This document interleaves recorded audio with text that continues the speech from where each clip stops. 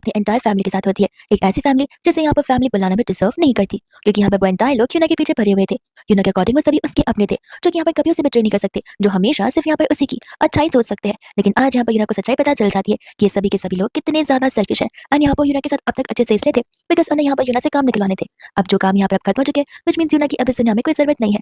यूना को बिलीव नहीं हो रहा था कि उसके खुद के डैड यहाँ पर उसे बेटी नहीं मानते, बल्कि यहाँ पर वो सिर्फ और सिर्फ उसकी दूसरी बेटी डेज़ी को बेटी मानते। उनके लिए तो यहाँ पर उनकी सिर्फ एक ही बेटी है। ये कन्फेशन वो अब जाकर यहाँ पर करते हैं। डेज़ी बताने लग जाते कि फिक्र मत करो, हम यहाँ पर सिर्फ तुम्हारे ख्याल नहीं रख रहे, तुम्हारे एंटायर फैमिली का भी।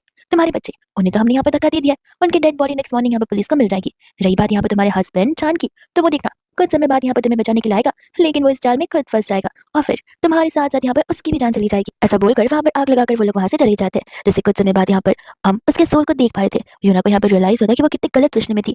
उसने यहाँ पर अपनी अच्छी खासी फैमिली को बर्बाद कर दिया, वो भी उस फैमिली के लिए जो फैमिली यहाँ पर उसे सिर्फ अपने मतलब के लिए यूज कर रही थी। उससे अपने बच्चों को ठुकराया, अपने हस्बैंड को ठुकराया, अपने डैड के लिए, अपनी सिस्टर के लिए। लेकिन आज जाकर यहाँ पर उसे जब सब कुछ पता चला है तो उसकी लाइफ ही खत्म हो चुकी है।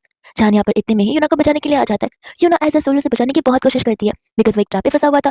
यहाँ पर बहुत जल्दी ब्लास्ट होगा और वो भी उसी समय वहीं पर मर जाएगा। उस समय यहाँ पर हम चांद को देखते हैं, जो कि यहाँ पर यूना को मरने देने नहीं चाहता था, लेकिन टाइम बहुत कम था। वहीं ब्लास्ट हो जाता है और सब कुछ तहस नहस हो जाता है।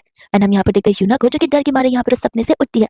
उसे समझ नहीं आ रहा था बिकॉज वो सपना यहाँ पर एकदम रियल सपने जैसा नजर आ रहा था। और फिर उसे रियलाइज होता है कि इसका रीबर्थ हुआ है। एंड यहाँ पर जैसे वो चांद को देखते वो उसे हक करने लग जाती है। वो चांद यहाँ पर गुस्से में उसे अपने आप से दूर करता है, ये बोलते हुए कि अब तुम कौन सी यहाँ पर नई चाल चलने की कोशिश कर रही हो। तुम्हें अगर पैसे चाहिए, वो प्रोजेक्ट चाहिए, तो बस सब कुछ मैं यहाँ पर तुम्हें दूंगा। यूना उसे समझाती कि जो तुम समझो वैसा नहीं है। चांद से कहते कि प्लीज अब यहाँ पर अपनी एक्टिंग बंद करो, आखिर तुम कब तक प्रिटेंड करती रहोगी इनोसेंट बनने की। तुम्हें वो प्रोजेक्ट से मतलब है ना, ठीक है मैं तुम्हें वो प्रोजेक्ट देता, लेकिन उसके बदले तुम्हें इंटरेस्ट पे करना होगा।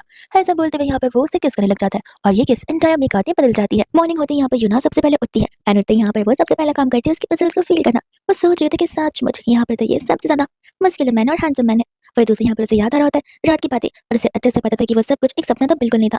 वो यहाँ पर ठान लेती है कि चाहे कुछ भी हो जाए, वो यहाँ पर अपने उस रिवेंज को पूरा करके रहेगी। और इस बार जब उसे यहाँ पर मौका मिला ही है तो वो उस रीबत का पूरा फायदा उठाएगी और ना ही अपने साथ और अपनी फैमिली के साथ कुछ भी गलत होने देगी। ऐसा बोलते हुए यहाँ पर तो उसकी न्यू शुरुआत होने वाली थी, लेकिन तब तक यहाँ पर चारों से पकड़ कर वहीं बेड से बांध कर रख देता, वो भी हद करिए उसे।